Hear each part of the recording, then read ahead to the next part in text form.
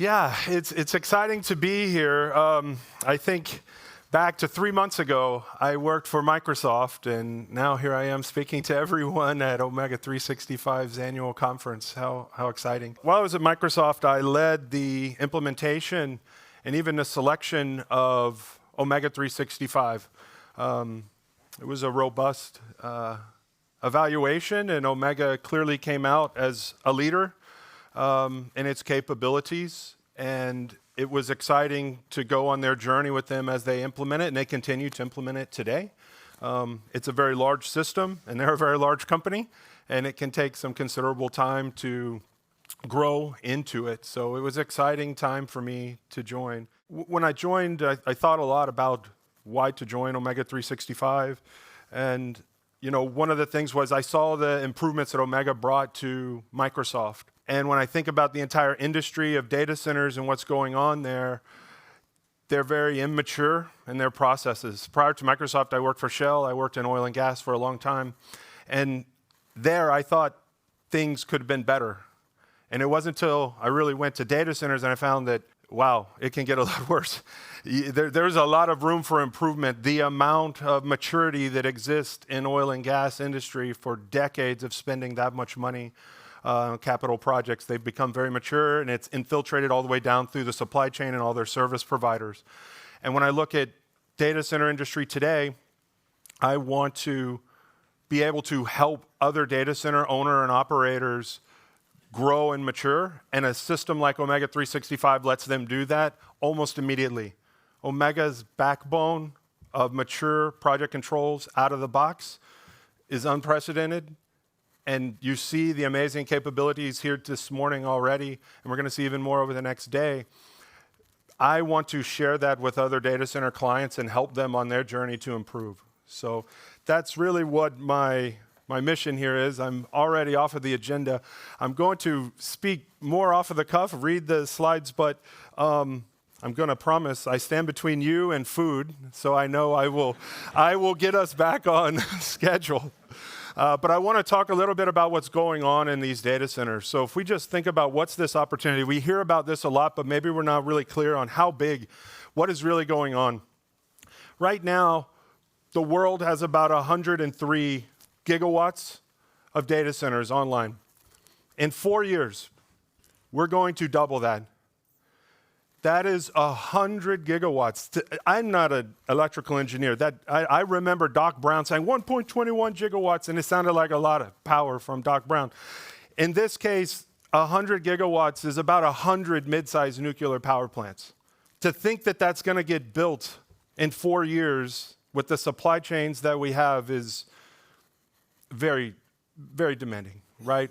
And I'm sure I know we have data center clients in here. We have all industries represented, but this is a scale that I don't think humans have ever tried to build this fast, and to try to do this with immature processes and siloed data and spreadsheets and Teams chats and Outlook. Not to degrade those tools, but when your data is siloed, we already all know the problems with that, and we're seeing it. We're seeing it demoed here today. $3 trillion is the investment over just this time period. 600, I think I have it on the next slide, 600 to $700 billion this year alone. So you can add most of these oil majors together and they don't come near these numbers in yearly CapEx expenditure. And this is being spent by companies whose primary, up until about, say, 10 years ago, was building software. They weren't building facilities that had to be operated, that had commissioning and handover. That's just not their bread and butter. And what we see coming in is these private equity firms. I actually think, I've thought about this, what it's going to mean. I actually think this is going to be helpful for a lot of the industry. I say that because I think what they're going to do is kind of bring in, they're going to expect discipline and governance, data transparency and predictability, where without that kind of oversight or pressure on them, I think is where we've kind of ended up where these projects are today.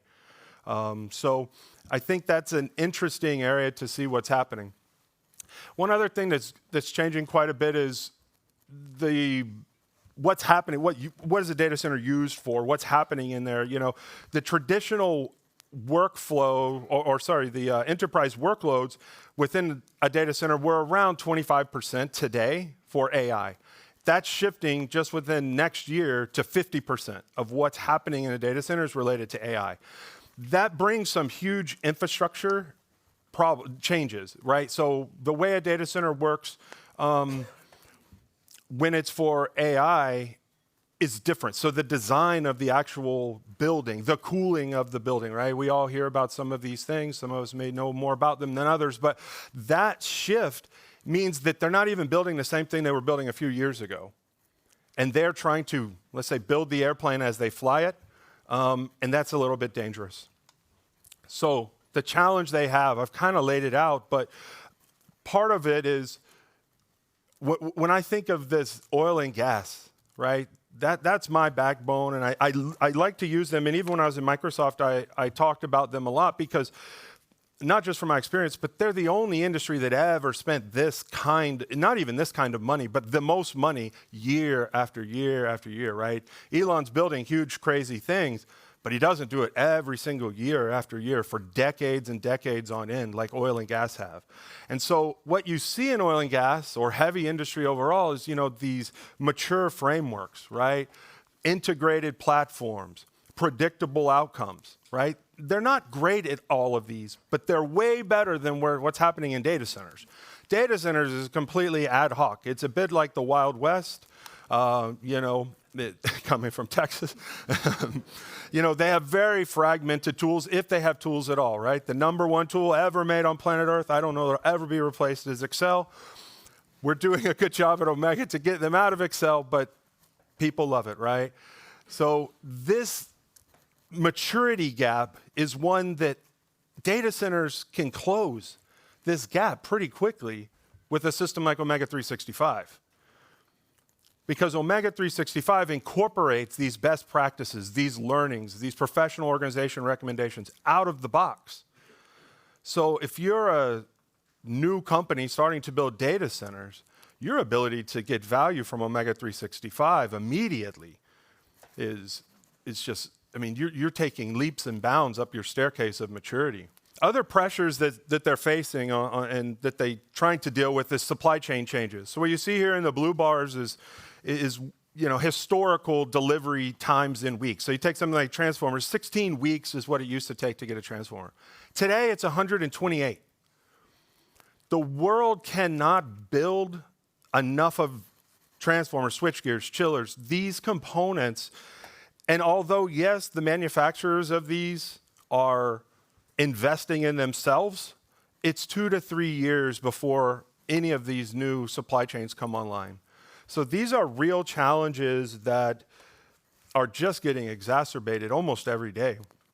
On top of that, they face, I would say, more of the traditional project challenges, talent shortages, permitting delays. I'm sure you've all seen news recently of every community is concerned about data centers getting built, what it means for their water, what it means for their power. Some communities and politicians welcome it in. States like Texas, where I'm from, now is the #1 data centers in the world. And other places, people don't want it. So it's becoming, this public utility in the same way that oil and gas went through these challenges. The industry of data centers is going to go through it. But these are real, and they're causing years of delay. Cost escalation. It's not just from the supply chain and materials and labor, land. People want land, they need access to power, and it's astronomical, and it's really making cost just blow out of control. Quality issues. Obviously, when we're dealing with trying to build at speed like this, you're going to have quality issues. From your suppliers, people try to take shortcuts. Defects happen. Unqualified, unskilled labor in some places and in some markets. It's very hard to find the right. If you're an electrician right now, you're doing pretty good. But it's a challenge. And then obviously just the integration that we all deal with on our projects, no matter the industry, is how do you coordinate amongst all of these different providers. But this really costs data centers huge money, $156 billion of waste, that really could be avoided. I kind of like this quote here. It's the cost, it's not, you don't have to do this. This is not the cost of doing business. This is the cost of doing business the old way. Trying to live and run billion-dollar portfolios in spreadsheets is a mistake. So what's the solution? Well, it's obviously Omega 365. I'm sure you could guess. But why? Why is Omega 365? Speed, discipline, and visibility. Let's talk about each one. Speed. Fast track delivery. This is what we bring to the table immediately. You can implement our system quickly and stand it up following the out-of-box practices and immediately start to get value. You can automate your workflows. We saw that earlier, right? Real-time collaboration with our teams. I mean, we just saw this amazing BIM and IoT is amazing. Discipline, what does that mean? It means that rudimentary, mature project management knowledge that Omega has. I'm sure everyone in here, I hope, has had exposure to someone who works for Omega 365, and I hope the first thing that you walked away was, this person seems like an SME.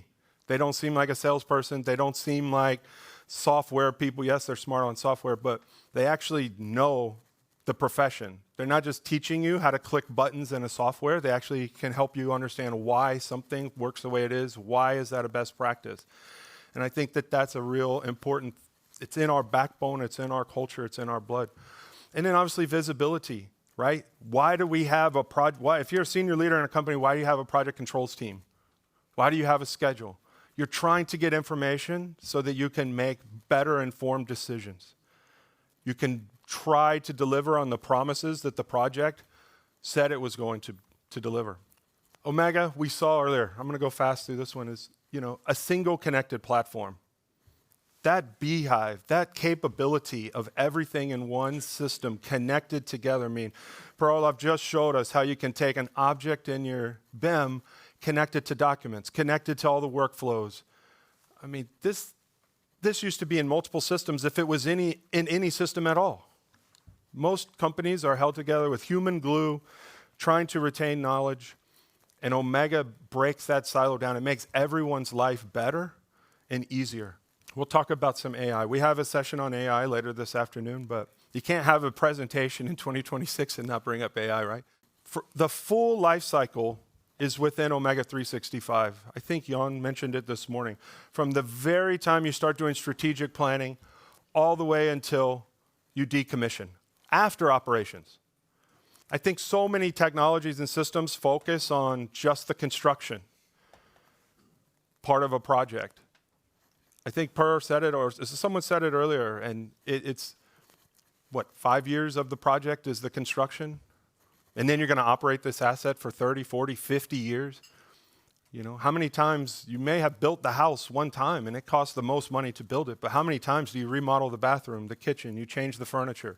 Lots of times over the life of that house. And those projects, maybe not as expensive, but they spiral. And they actually can create bigger headaches because sometimes those projects are not capitalized, sometimes they are. If they're being expensed, it's easy to see a brownfield project escalate from, it's going to take 6 months and $100 million to now it's $200 million in a year and it's still not done, right? It's the contractor you hired to remodel your bathroom and you still don't have it done. It's the same old story, but the life of managing that asset, keeping those documents, keeping everything connected is in the backbone of Omega 365. One of our clients, I'll let you guess who, saw these gains, 25% efficiency improvement with Omega 365. Faster decisions, reduced overhead, admin, phasing out of old legacy technology, moving into a modern technology, modern tech stack, moving out of just this human glue, Excel and Outlook and Teams chats, giving that visibility to leadership. These are real results that our clients who use Omega 365 today see. Talk about the cost of not improving or maturing their capability. Schedule overruns. These are statistics. You can't see it on here, but they're noted down at the bottom. These aren't made up by me. Projects without mature project controls have 20 to 40% schedule overruns. And when you're a schedule-driven project today, which is what's happening in the data center world, these are not cost-driven projects. These are schedule. They would easily pay more money if they could build it faster. When the schedule slips and you see things like this, it's like, well, no wonder your schedule's slipping. You're using very immature project controls, if you're using any project controls at all. You're losing millions a week of every, I mean, we used to say it in oil and gas, you're messing up the economics of in oil and gas every day that you're behind schedule, because the economics were based on some production volume starting on a certain date and under certain assumptions. Here, it's slightly different economics, but the problem is still the same. Loss of revenue is detrimental to them. And 15% rework, I mean, these are just, I don't want to say they don't care at the moment because it's not cost-driven, but these are problems that are going to get worse if they don't get better cost management and better practices pretty soon. Obviously, AI fits into Omega 365 because we're trying to build it in everywhere. We're asking for you to scan the QR code and tell us what you think. What capabilities would be amazing to see in the tool? And I think that that's a great way to solicit information from our users. We want feedback from end users, from clients, potential clients, to tell us, this is where I'm thinking. Have you guys thought of this yet? But these are just some of the areas that are there today. Obviously, we saw risk. We did it earlier. Schedule optimization, document optimization. It's really amazing. But in the tool, you don't have to leave the application to use AI. I think that's one of the strongest points. You don't have to jump over to Claude or ChatGPT. You're in the application using these modern models that our engineers, put into your hands. So how do you get started?